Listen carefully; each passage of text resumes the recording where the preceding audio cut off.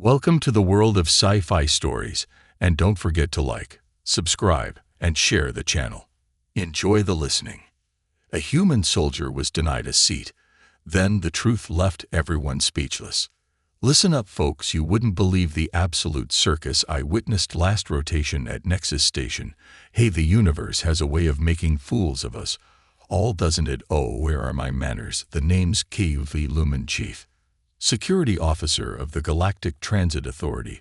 Well, former Chief Security Officer after what happened. But we'll get to that juicy bit later. Exist Station, what a place, the so-called crossroads of civilization, more like crossroads of chaos. If you ask me, picture this massive spinning wheel of a space station hanging like a gaudy ornament at the intersection of 7 major hyperspace lanes. The architecture, a hodgepodge of 17 different species, designed philosophies that somehow works despite itself. Every rotation, nearly 300,000 beings from across the galaxy pass through our docking base.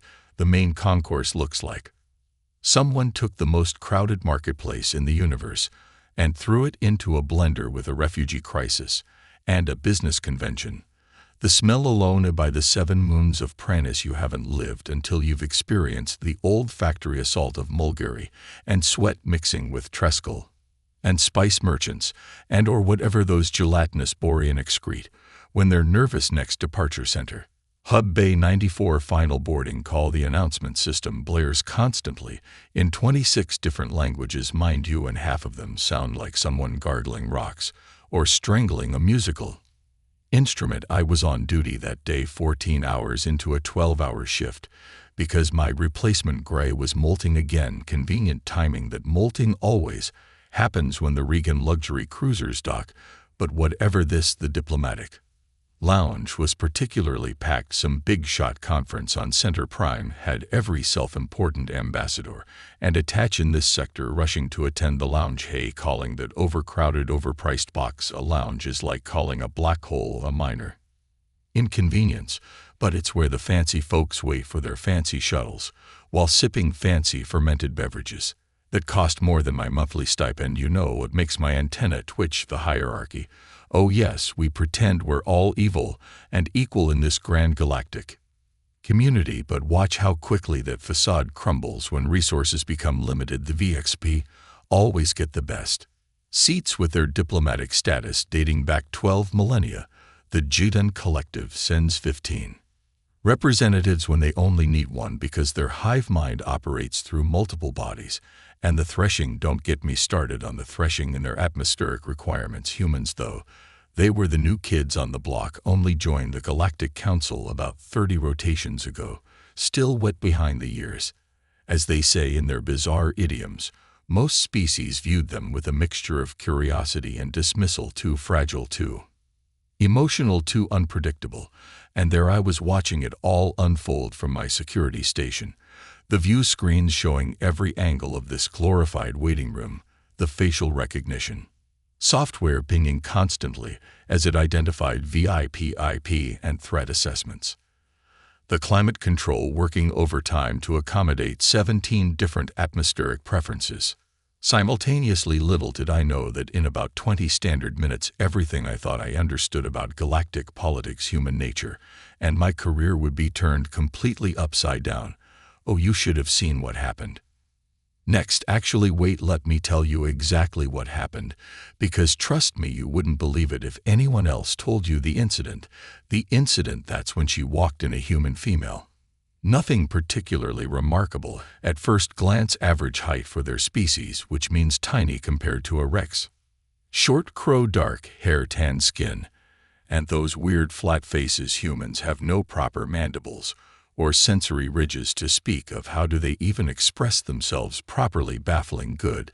She wore what I recognized as a standard issue Terran Defense Force uniform, the olive green kind with minimal rank insignia. No weapons visible. Station regulations, of course. Her posture was straight but relaxed. Veto. Nothing about her screamed important, which in the diplomatic lounge meant practically invisible. Excuse me, she said, approaching the transit desk where diplomat grill thunder at Draconian with an ego the size of a small moon was arranging seating assignments for the center shuttle. I need passage on the next transport to Center Prime. Prior level Beta guard didn't even look up from his console. Beta priority. Hey, the shuttle is already overbooked with Alpha Plus dignitaries. Perhaps tomorrow's transport would be more appropriate for your status level. The way he said status made it clear exactly what he thought of humans in general. The woman, Lieutenant Mira Reynolds, according to my scanner, simply stood there. No outburst, no typical human emote display, just calm persistence. Sir, my orders are to reach Center Prime before the summit begins. Beta priority authorizes me to.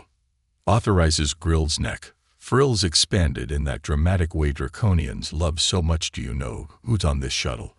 The Grand Chancellor of the Rex P Dominion, 3 Jiddan collective ambassadors, even a representative of the Zulian technocracy.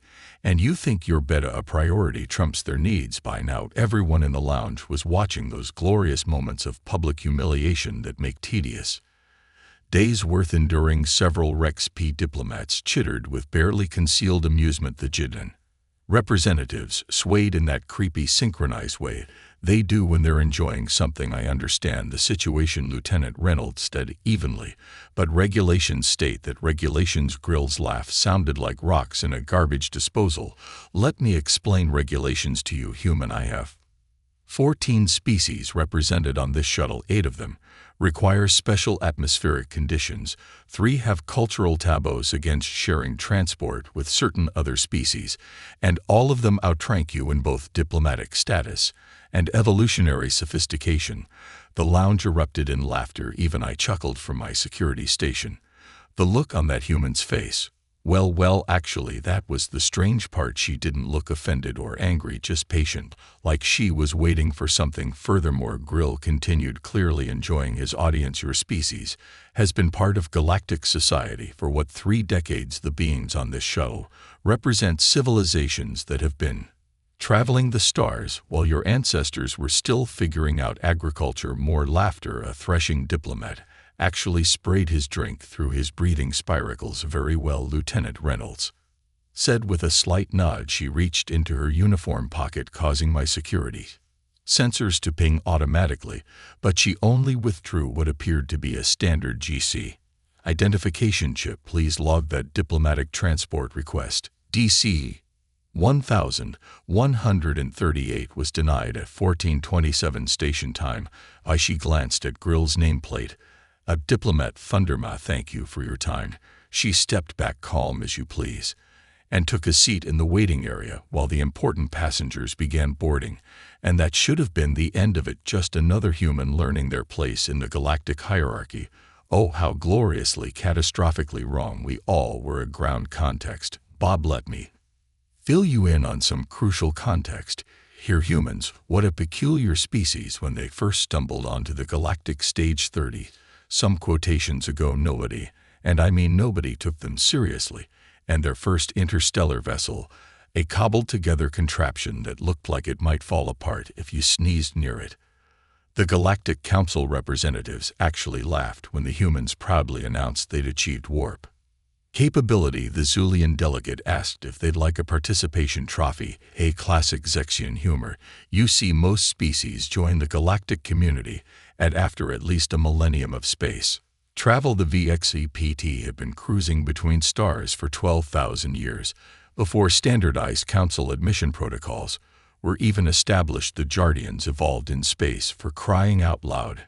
And here come humans barely out of their planetary cradle, expecting a seat at the grown-ups table. Their solar system sits in what we considered a galactic backwater, nothing interesting, for thousands of light years in any direction, or so we thought. Turns out that isolated development had some unexpected consequences. For starters, Earth's gravity is brutal by galactic standards, 1.3 times the average for inhabited worlds. Doesn't sound like much. Try carrying around a third more of your body weight everywhere you go. Their atmospheric pressure, their solar radiation, their temperature variations. Most species would need extensive biological modifications or environmental suits just to survive there, and the humans, they evolved in that pressure cooker. When the first xenobiologist published their findings on human physical capabilities, Many assumed their measuring equipment was malfunctioning. A human child can exert more physical force than a fully grown thresh, and adult their bone density alone makes them walking tanks by comparison to the Borgen. But here's the kicker, and this is what none of us understood back then. Their weird isolated evolution produced something we hadn't seen before: adaptability on a scale that defied conventional categorization. Most species are specialists, the draconians excellent. Spatial reasoning and authority structures, VXP, unmatched diplomatic and historical record-keeping Jardians, collective problem-solving through their hive mind. Everyone had their niche, their specialty. Humans are generalists, not the best at anything, but surprisingly competent at everything. Jack of all trades, master of none, but often better than a master of one, as they say in their social structures. Baffling. Most species operate under relatively uniform planetary governments or biological imperatives. Humans, they maintained hundreds of distinct governance systems, cultures and languages on a single planet. They argue with each other constantly about everything, yet somehow this doesn't tear their civilization apart. Instead, it seems to strengthen them through some incomprehensible process they call diversity of thought.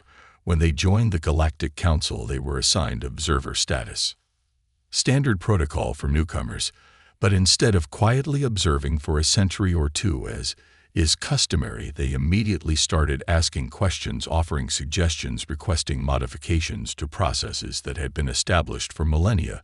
The audacity. The VXP were particularly offended. Who do these primitive beads think they are? Became a common refrain in diplomatic circles. The Gitan collective conducted a probability analysis of human extinction or subjugation within the galactic community. Their conclusion: 97% likelihood within 50 rotations.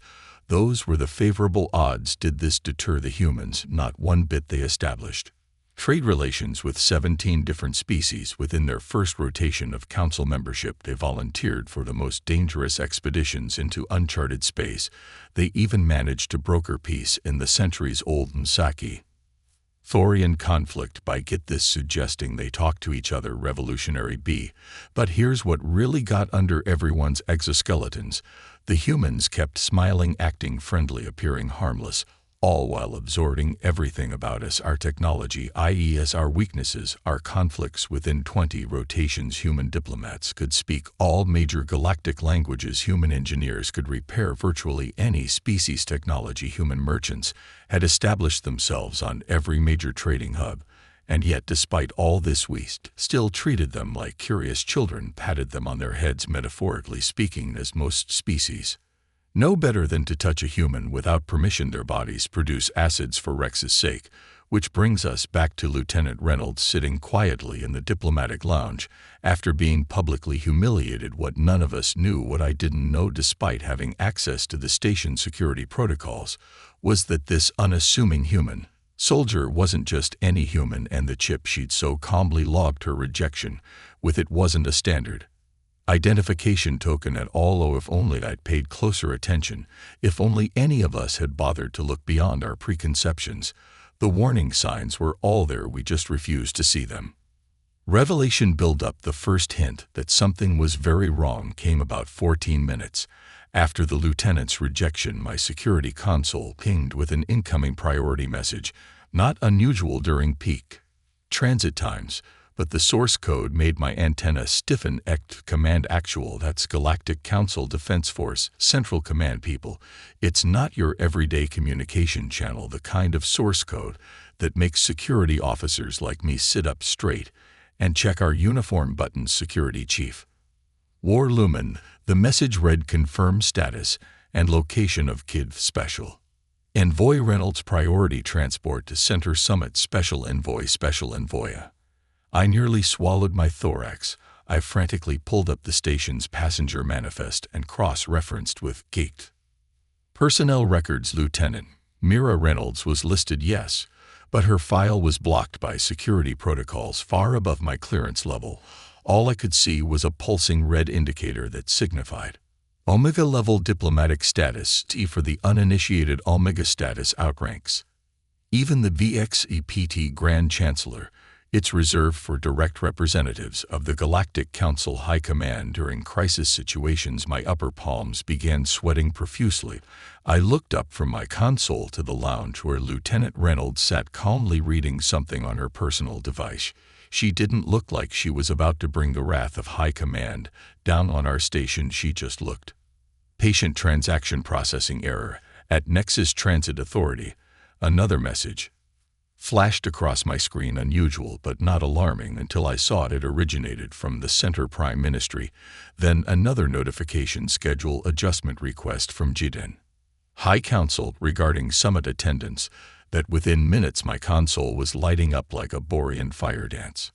Messages from 7 different diplomatic headquarters, the Zulian technocracy, the Threshing Consortium, all inquiring about transport delays involving a GID special envoy. Meanwhile, the envoy had used to log her transport rejection. No distress, Ambassador Kaller. Reynolds said with a slight smile, just a minor transportation hiccup. I was attempting to travel quietly as we discussed the VX Pult. Grand Chancellor scuttled forward, all 14 appendages twitching nervously. Is this truly the Reynolds, the human negotiator who single-handedly prevented the draconian expansion into the Marsic cluster? The very same, Ambassador Kaller confirmed. The entire lounge went deadly silent. Even the typically chatty Thresh ceased their constant whistling respiration. Special Envoy Reynolds.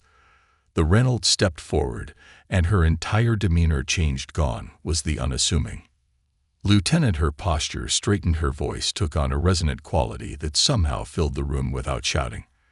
And I swear by all that's sacred in the galaxy, she seemed to actually grow taller. Grand Chancellor VX Sith, what an honor to finally meet you in person. Your treatise on multispecies governance protocols was instrumental in shaping Earth's approach to galactic integration.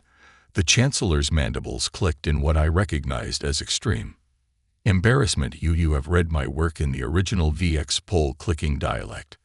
Reynolds confirmed. Your nuance is lost in translation. The Chancellor nearly fainted. A Rex Pult Chancellor, nearly unconscious from shock. Ambassador Kaller cleared his throat. For those unaware, Special Envoy Mira Reynolds is the human representative chosen by the Galactic Council to present Earth's case for full membership status. Her diplomatic work over the past 15 rotations has resolved 27 major interspecies conflicts. She speaks 41 galactic languages. She has personally negotiated trade agreements that increased galactic commerce by 22%. With each accomplishment listed, the assembled diplomats' expressions shifted from disbelief to shock to something I'd never seen before when they looked at a human. Respect. Oh, and she is also, Ambassador Kaller added with what I swear was a touch of glee, the adopted daughter of High Council Elder Zorge Kaller, my father, who took her in after she saved his life during the Proximus Center pirate incident. Gasps echoed throughout the lounge. A human adopted by one of the most powerful Zulian families in the galaxy. It was unprecedented. Diplomat Grill, who had been frozen in horror since the alarms began, suddenly found his voice. But she's just a lieutenant. Her uniform, her rank, insignia. Reynolds turned to him, and I almost felt sorry for the arrogant draconian. This uniform honors my start in Terran defense, she explained calmly. I wear it to remember where I came from. Diplomatic missions to new species often go smoother when I appear less intimidating.